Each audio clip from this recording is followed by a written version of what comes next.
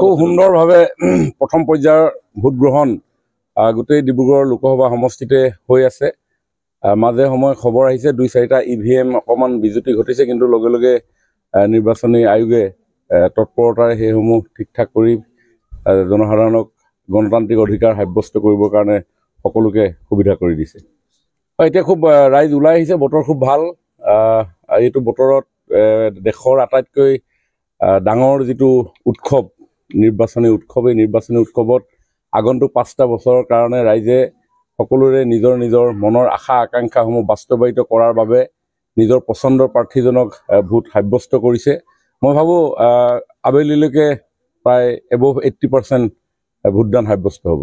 বিপুল ভোটত সৰ্বানন্দ সোণোৱাল ডাঙৰীয়া জয়যুক্ত হ'ব, কাৰণ যোৱা 9.5 বছৰ যেনেধৰণে গোটেই ভাৰতবৰ্ষখন আগবাঢ়ি গ'ল, আমাৰ টিংখাং আগবাঢ়ি গ'ল, এই অঞ্চলটো আগবাঢ়ি গ'ল সৰ্বানন্দ সোণোৱাল ডাঙৰীয়াৰ কাৰণে আগবাঢ়িছে। কাৰণ ইয়ালৈ যে আপুনি আহি পাইছেহি, যিটো পথ নিৰ্মাণ হ'ল, এইটো সৰ্বানন্দ সোণোৱাল ডাঙৰীয়াৰ তেখেতৰ বলিষ্ঠ নেতৃত্বৰ কাৰণে হৈছে। আজি এই অঞ্চলৰ জনসাধাৰণেও খুব আনন্দেৰে সৰ্বানন্দ সোণোৱাল ডাঙৰীয়াক কৃতজ্ঞতা জনাবৰ কাৰণে ইয়াত ভোট দিবলৈ আহিছে।